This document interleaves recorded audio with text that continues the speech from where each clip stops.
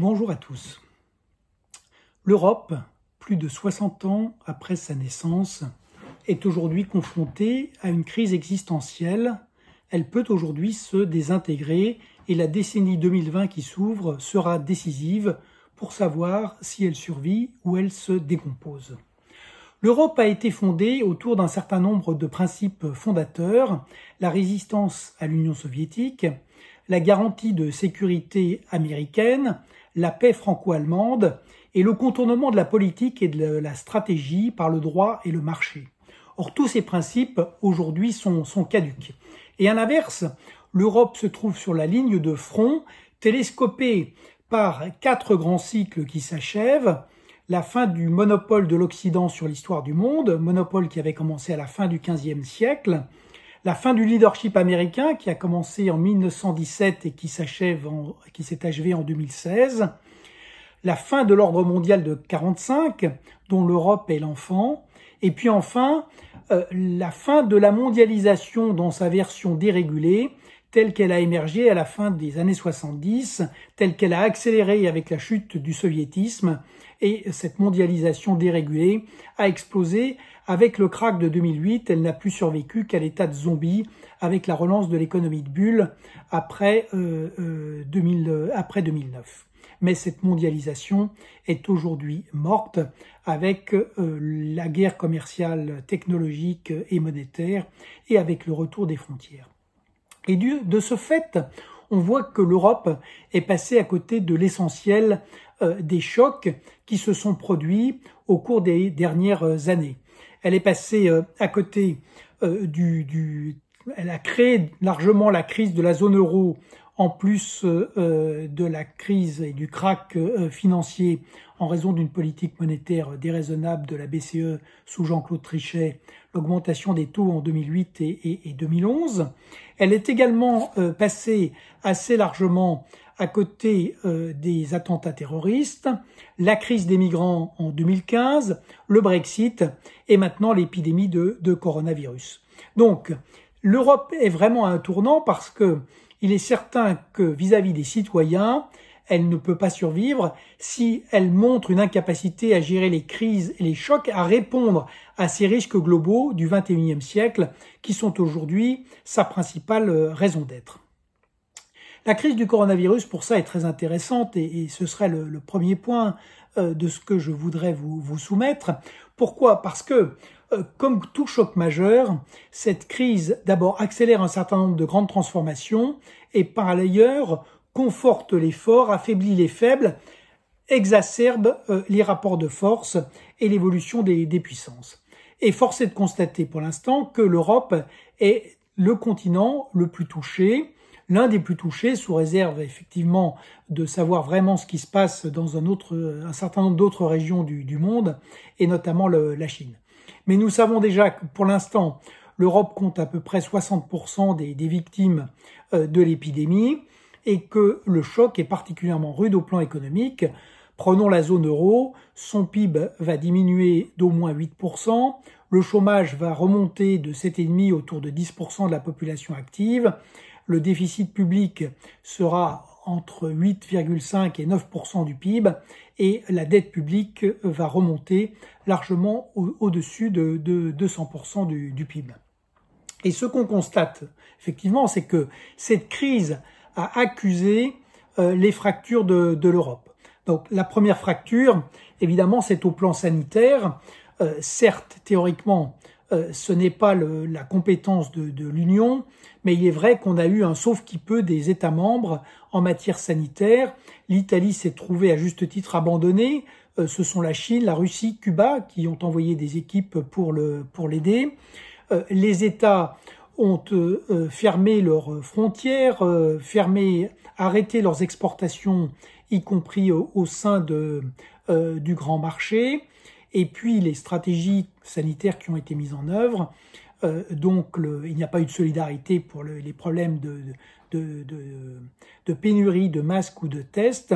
Et en revanche, on s'est aperçu qu'il s'agisse du confinement, qu'il s'agisse du déconfinement, qu'il s'agisse de la réouverture des frontières ou de la reprise du tourisme, en fait, chaque État a opéré de son côté. Au plan économique également, il y a un grand risque. Pourquoi? Parce que nous voyons diverger le nord et le sud de l'Europe. L'Allemagne, forte de son plan de relance géant de 1200 milliards d'euros, va retrouver son niveau de richesse dès la fin de 2021. Elle restera en plein emploi. À l'inverse, on va voir dans l'Europe du Sud un impact très fort avec des baisses du PIB qui seront comprises entre 8 et 12%, des taux de chômage qui vont monter au-delà de 10%, sans doute autour de 17% en Espagne, et puis des dettes publiques qui vont s'envoler, 115% du PIB en Espagne, 120 à 125% du PIB en France, et 160 à 180% du PIB en Italie. Donc il y a cette divergence qui clairement menace la survie de l'euro. Et enfin, au plan politique, nous avons également vu s'accroître les divergences avec la tension entre l'Est et l'Ouest du continent, les deux modèles, la démocratie libérale contre la démocratie illibérale. Alors, face à ces risques, à cette grande tension, c'est vrai que l'Union a été très absente sur le plan sanitaire. En revanche, incontestablement, la riposte économique et monétaire a été bien meilleure qu'en 2008.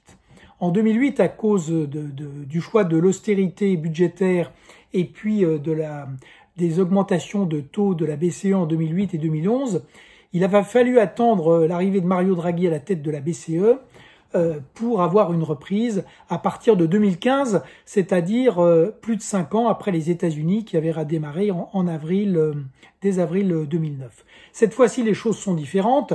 L'Union a pris conscience du risque. On a vu un premier plan d'urgence de 540 milliards d'euros, avec notamment la réassurance des systèmes de chômage partiel nationaux. Maintenant, on a une initiative franco-allemande sur un plan de relance de 500 milliards d'euros qui serait financé par l'emprunt. Et du côté de la BCE, après une hésitation initiale, il y a eu ce programme d'urgence d'achat de titres qui porte sur 1100 milliards d'euros. Donc une riposte qui est meilleure.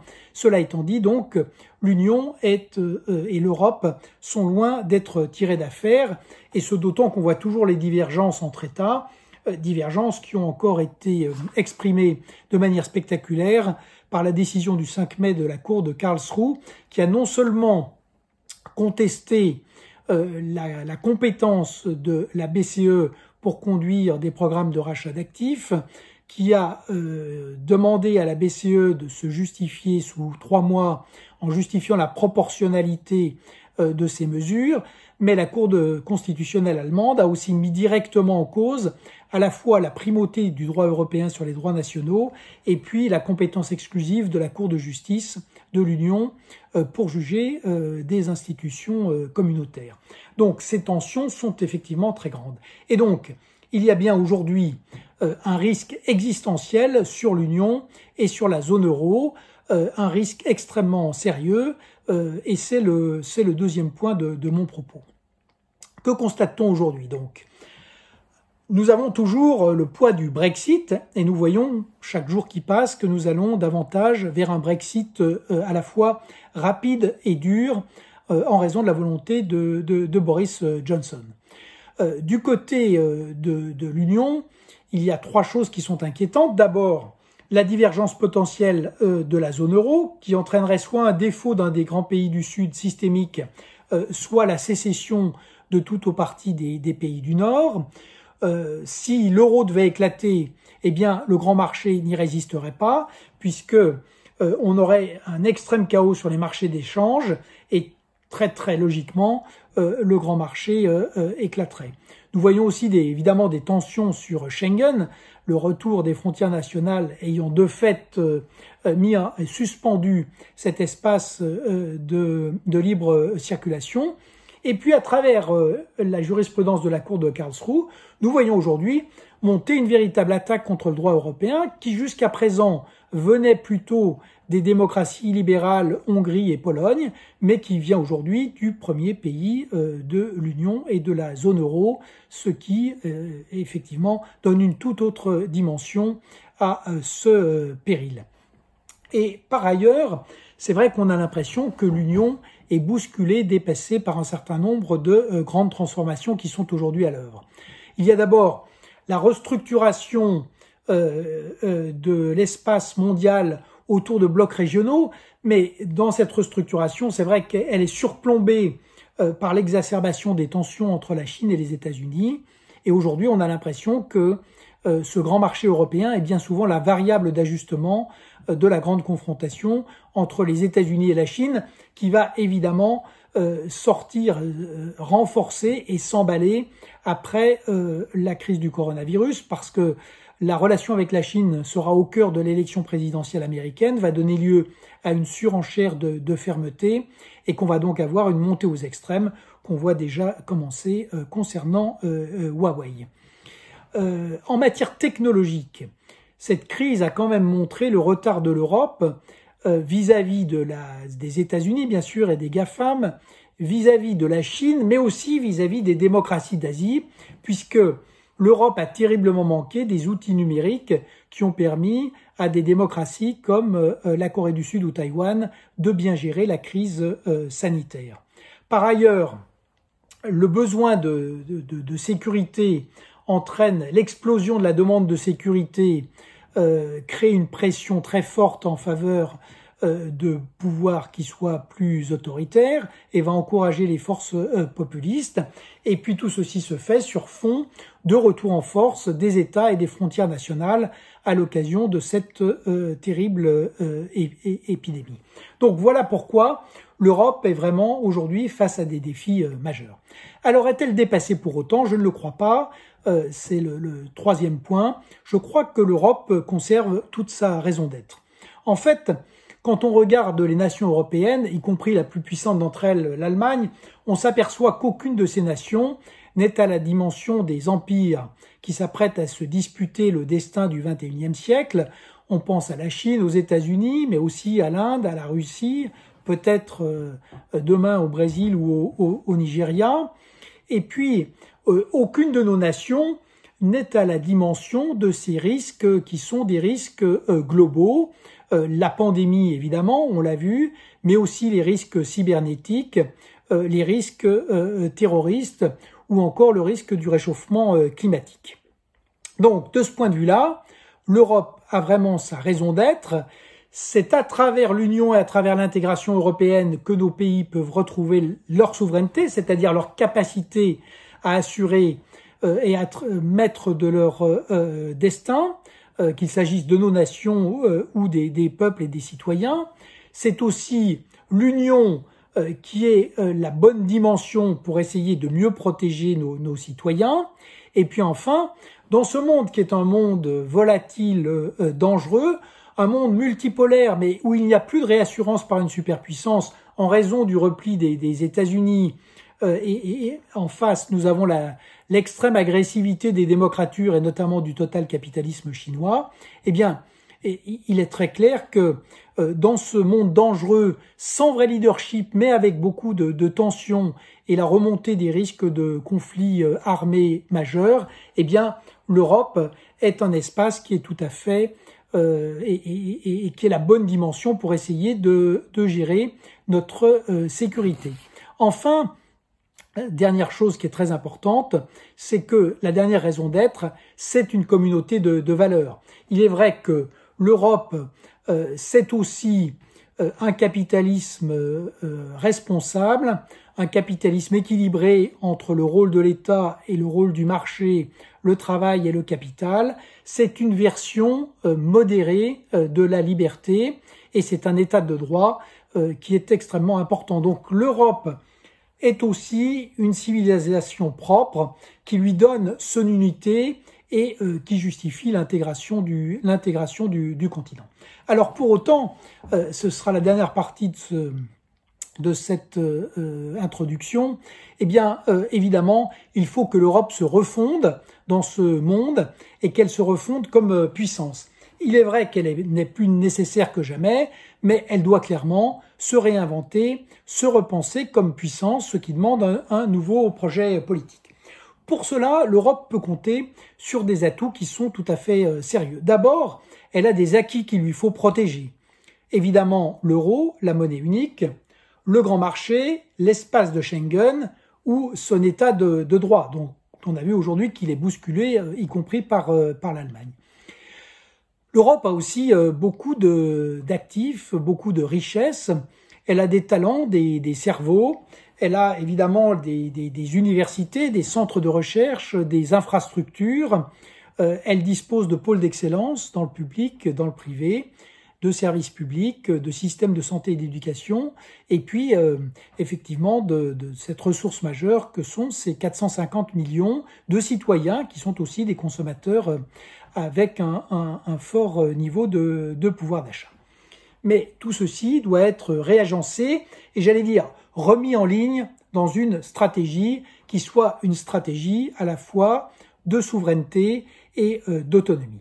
Il me semble qu'il y a 4 axes fondamentaux sur lesquels on doit essayer de progresser. D'abord, la crise du coronavirus a montré que nos nations, à l'exception sans doute de quelques-unes comme l'Allemagne, souffraient d'un manque de résilience. Et dans le manque de résilience, il y a la dépendance excessive vis-à-vis notamment de la Chine sur le plan de la production et en particulier de la production industrielle. Donc il est clair que cet axe de la production doit être au cœur du plan de relance et de la reconstruction de l'Union européenne avec des programmes extrêmement pratiques concernant les batteries électriques, les véhicules électriques, le stockage de l'électricité, la captation du carbone, l'équipement en 5G de l'ensemble du continent ou l'intelligence artificielle. Et donc tout ceci doit être intégré au plan de relance européen qui normalement devrait s'ordonner à partir de la proposition franco-allemande. Ensuite, il faut un nouveau pacte économique et social, beaucoup plus inclusif, entre le Nord et le Sud, mais également entre les générations, puisqu'il est vrai que les jeunes sont quand même les grands sacrifiés de cette donne et de ces crises. Et on devrait, de ce point de vue-là, sûrement avoir un grand élan, un grand effort sur l'éducation et créer des Erasmus pour les apprentis, pour les chercheurs, pour les enseignants. Troisième priorité, c'est la souveraineté. Ces atouts du continent ne peuvent pas être mis à la disposition de nos concurrents qui ne jouent pas avec les mêmes règles. C'est vrai des États-Unis comme de la Chine. Les États-Unis avec leurs oligopoles numériques et puis l'extraterritorialité de leurs droits, ou la Chine avec son total capitalisme et donc un capitalisme d'État qui ne respecte aucune des règles d'une économie de marché. Donc l'Europe doit bâtir sa souveraineté au plan commercial, technologique, fiscal, monétaire et juridique. Enfin, il y a la dimension très importante qui va de pair de l'autonomie stratégique et de la sécurité. Nous devrions créer une union de la sécurité avec pour objectif la lutte contre le terrorisme, la protection des infrastructures essentielles, la cyberguerre ou encore le contrôle des frontières extérieures de l'Union, à commencer par la Méditerranée, qui est vraiment notre première frontière et dont nous devrions assurer une surveillance continue et permanente sur l'ensemble de cette frontière sud du continent. Vous voyez donc que quand on regarde ce 21e siècle, qui est certainement l'âge de l'histoire universelle, on a vu avec la pandémie que tous les hommes sont interdépendants, en fait le grand enjeu sera la liberté politique. C'était vrai au 19e siècle avec l'affrontement entre la société démocratique et les sociétés d'Ancien Régime. Ça a été vrai au 20e siècle avec la lutte à mort entre la démocratie et les totalitarismes, et cela va rester vrai. Donc la démocratie est aujourd'hui attaquée de l'extérieur par les démocratures et le djihadisme, elle est attaquée de l'intérieur par les populismes et le modèle de la démocratie illibérale.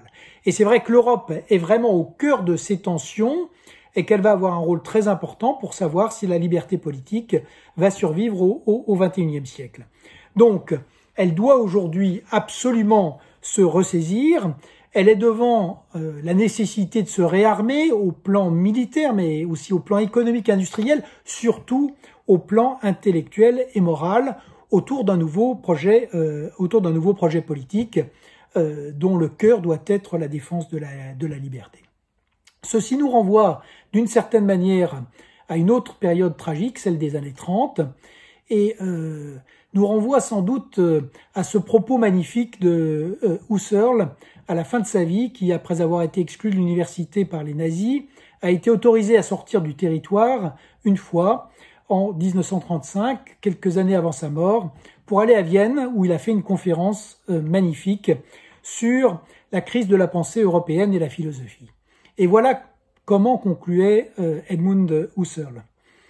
La crise de l'existence européenne n'a que deux issues, soit la décadence de l'Europe, devenant étrangère à son propre sens vital et rationnel, la chute dans l'hostilité à l'esprit et dans la barbarie, soit la renaissance de l'Europe à partir de l'esprit de la philosophie grâce à un héroïsme de la raison.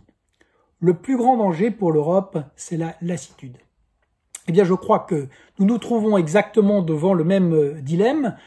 L'Europe est devant une crise existentielle, une crise de la pensée, une crise de la liberté, et elle est dans l'obligation de ne pas céder à l'hostilité à l'esprit, de ne pas céder à la barbarie, de ne pas céder à la lassitude.